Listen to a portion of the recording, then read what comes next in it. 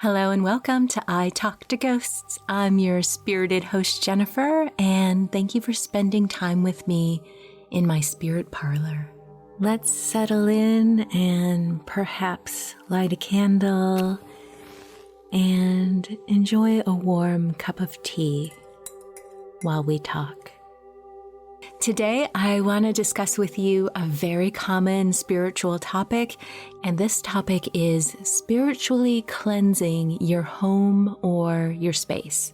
And many people don't seem to know the exact details on how to go about it, and they're also leaving out one really important, crucial component step. Personally, I really dedicated myself to this practice after moving into my current home. Before that, it didn't feel incredibly necessary to spiritually cleanse on a regular basis. But in the house I'm currently in, well, there has certainly been activity in this house that can be described as unwelcome. There is a difference between smoke cleansing and smudging. I will not be referring to any of my practices as smudging because the act of smudging is actually part of a larger sacred ceremonial act performed by various indigenous groups. I'll talk a little bit more about this and white sage later on in this chat. I will talk about the different ways you can spiritually cleanse your house, including those that do not involve smoke. And I'm certainly going to cover in depth exactly what I do to cleanse my house. And feel free to let this be base information for you to make it your own and make your own changes and revisions as you see fit. Follow your intuition on everything. That's probably true of anything I discuss on this podcast. Very briefly, what is smoke cleansing? Well, it's the practice performed by various cultures and faiths all around the world. It's a ritual that's just steeped in history. Smoke cleansing involves the burning of various herbs, resins, essential oils for spiritual purposes and blessings. For as long as I can remember, being a green witch is something that has resonated in my soul. And the smoke cleansing practices that I adopt are very much in line with the burning of herbs and the releasing of energy and calling upon nature spirits even for their blessings.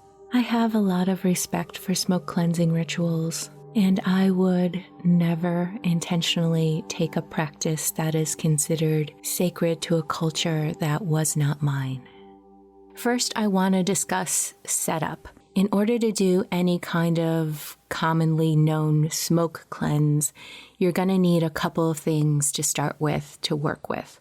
And those objects are, you're going to need a small plate to carry around with you to catch any ashes or anything like that. You don't want to make a mess or potentially have a teeny flame drop and catch something on fire in your home, right? Normally, what I carry around with me is just a little tea saucer. It doesn't need to be anything big. And also, if you're walking around your house, you don't want to be carrying a lot of heavy objects, right? So I don't find it needing to be bigger than a tea saucer. Along with your teacup saucer, you're going to bring with you whatever it is you're going to use to burn and use that smoke to cleanse your house. The most common thing to burn usually is any form of incense or sage, obviously is very popular, and Palo Santo sticks as well. Again, I'm going to cover different varieties after I discuss the main components and ritual that I follow. So you're going to need this blessing stick, whatever ingredient that happens to be that you're going to use. Also, whatever component you use outside of an incense stick, after you light it, it's bound to go out. I have never found any kind of bundle or stick that will remain lit during the whole cleansing process. Therefore, what I also bring with me is a little votive or a tea light, and I have that lit and placed on my teacup saucer. So this small plate that you're carrying around is not only going to catch any ashes, it's also going to hold your candle for you. So you're going to continue to relight your blessing cleansing stick as you go. Also, a little safety suggestion. I like to use a tea light or a votive candle because these are smaller candles. And tea lights especially, they're not very tall, so you don't really run the risk of it tipping over or falling as you walk around your space. To light the herbs or blessing stick that you're going to use, simply hold the end of it safely over your candle flame until it ignites. And if it does catch fire in the way that there's a flame, go ahead and leave that just for a second so it can really establish itself, and then gently and safely blow that flame out.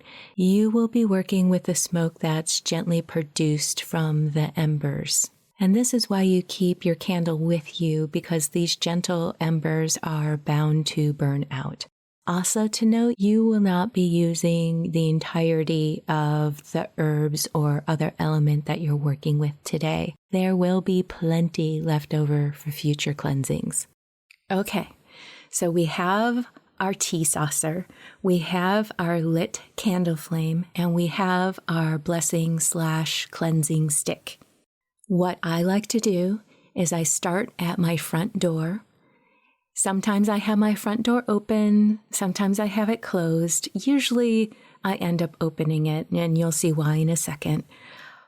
I will stand inside my front door, and with my tea saucer and my candle in my left hand and my lit blessing stick in my right, I will start by making the motion with the smoke, tracing in a clockwise fashion all the way around my front door frame.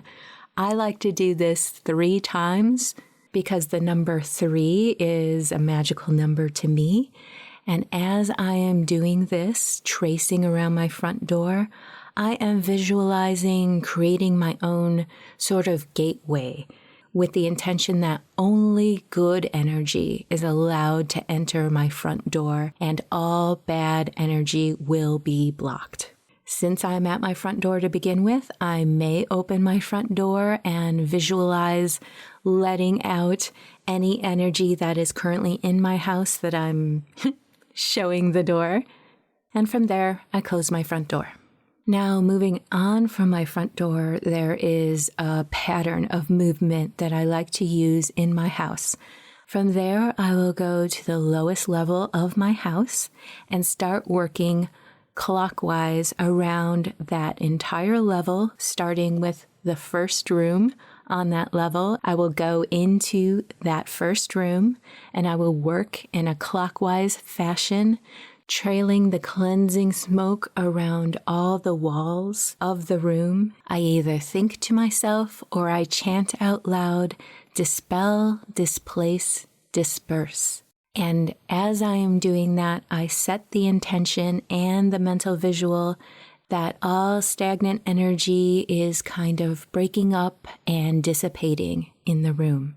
I pay particular attention with my smoke in areas such as all corners and the closet space, because these are areas in which energy can kind of accumulate and gather and get, well, it feels like energetic clutter. Also, while you're doing this practice, you're probably going to note where the clutter is in your room and what rooms seem to accumulate more clutter than others. Think of clutter as energy deposits. And if you get really mindful about that, that metaphor is kind of deep. Okay, so let's say we cleansed that first room all the way around, paying attention to the corners and the closet while chanting dispel, displace, disperse, and all with the intention of visualizing the energy clearing and blessing the space as you go. When you feel intuitively, personally intuitively, that the room has been cleansed, you know you're done with that room. But here's that important component that you should put into your practice that a lot of people kind of ignore. What I like to do next is I'll sit down, I'll find a comfortable spot and just sit for a moment with my cleansing tools. And I will very intentionally, very actively feel my heart space and generate as much love and positivity that I can, visualizing that filling the room. I'm claiming my space and I'm filling it with my own loving energy, my own positivity, my own energy in general. I am claiming my space. How long do I do this? Well, until I intuitively feel that the space has been claimed and filled to the brim with love. From there, I will move on to the next room, again following that clockwise motion of circling this entire floor that we're on, and I will repeat the process in the next room, probably relighting my blessing cleansing stick at this point. And then I take that smoke and I clockwise around the next room, do the whole process again. Sometimes I twirl the stick very gently so that there is a bit of a buildup of smoke as I go. It's not just a thin trail. Just visualize directing the smoke where you want it to be. And sometimes I think, oh my goodness, the more smoke, the better. And as I'm thinking about that, I have never set off a smoke detector in my house, so I'm not sure you necessarily have to worry about that as you're practicing, but you never know. Think about those things as you go. So again, I'm also chanting that dispel, displace, disperse. You can come up with your own ritual, what you would like to kind of focus your words on. It could be something simple like, I bless this home and all those who live here. It could be, I cleanse my space and I claim it as my own. Anything you'd like to do just to keep that focus going and keep your analytical brain from wandering off from you and not contributing to the process.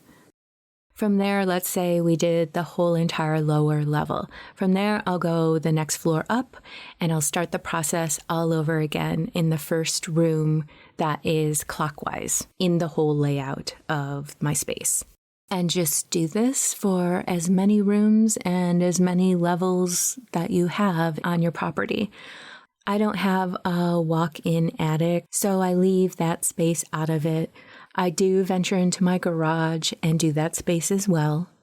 But in a pinch, if I don't have time to do the entire house, I have taken the time to just do a room or two that seem to be a bit of a spiritual concern. I would advise not to get too hung up on the rules of what needs to be exact, and if you don't do it that way precisely, the whole thing isn't going to work. That's just silliness, and spiritual matters do not work that way. When I have finished the entire house, I do go back to the front door and circle it clockwise again. I circle the door frame 3 times to kind of seal the deal and announce that I am done and that the house is cleansed.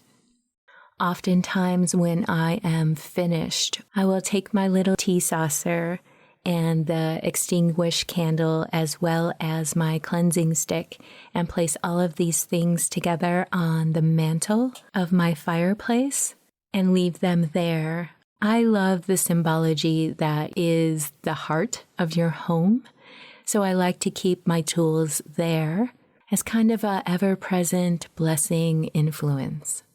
And I'd like to stress again how important it is when you're done with a particular room that you take the time to sit there and to generate and fill it with your love and your energy. And if you think about it, cleansing your space is pushing out energy that you don't want, and in that you're leaving a vacuum. Things could energetically just flood back into that vacuum, which is why I find it really important to fill it with your own positive energy so you're not leaving that metaphysical void there. If you have any questions about my routine or my process, I welcome you to either email me at speaknow@italktoghosts.com, or if you can, leave a comment where possible where you're listening to this so others can see your question and my answer as well. Okay, I want to talk about different types of cleansing sticks or bundles that you can use. I mentioned Palo Santo earlier, and Palo Santo sticks are often used for purifying the spirit, clearing negative energy, and they're also used to inspire creativity and bring a deeper connection to a divine source. And Palo Santo is also said to aid in physical healing, which is why it's just a really good choice to use. A bundle of dried rosemary is something that I personally love. This herb is a powerful cleanser for your home and your own aura, because you're getting a little bit of that smoke cleansing benefit as you're walking around doing this as well. Rosemary is just a really great blessing herb to work with. I also love working with a bundle of cedar. People have used it to drive out negative energy, to bring in good influences, and it's often associated with blessing a new house when someone is moving in. White sage is probably the most commonly known element to use during smoke cleansing because it's considered a sacred plant with deep, deep cultural significance to many Native American tribes, particularly in the Southwest United States, where it's used in sacred smudging ceremonies. Know that there are so many other components that you can work with in respect to others' sacred cultures. If you do purchase white sage or any of the other components that I mentioned here, please do make sure that you are purchasing from an ethical source. Juniper is also another great herb to work with. It's burned for ritual purification. And juniper is also said to invigorate the mind and the body. Bundle of dried lavender is also a favorite of mine. It's used in smoke cleansing for psychic protection, increasing clairvoyance, and creating the energy of happiness and healing. Lavender is great for purification and tranquility. And finally, I'll mention mugwort. I just love mugwort, and plus it sounds so witchy, because it is. Mugwort is traditionally used to cleanse energies and get rid of negativity. Mugwort also has the reputation for stimulating dreams, and therefore a lot of people burn it before bedtime. It's really great at repelling negative energies, and it's also fantastic to work with when you're doing any kind of spirit communication work. And again, I mentioned at the beginning that you can use any kind of incense stick that you have. They're easy to work with, they usually stay lit, and they're not hard to find for purchase either. Okay, I also promised that I was going to speak about non-smoke options, because hey, smoke, it's problematic, right? And it can be viewed as intrusive, and what if you have asthma? All kinds of things. Yes, smoke can be very problematic. So here are some other options that you can use. I love charging water under the full moon or the new moon specifically for cleansing purposes. I will put this water in a spray bottle and I will spritz it around the room. Very lightly, you do not have to dampen your belongings. Full moon water is often used as a blessing, and new moon water can also hold that intention and also add that sense of reset and refresh due to the water being charged during the new moon.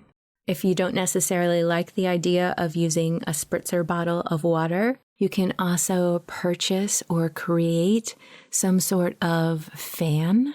You know, like a handheld fan. It could even be a folded up corrugated piece of paper. And oh my goodness, what if you wrote a blessing on this paper or drew protective symbols on it as well before you folded and created the fan? I love that idea.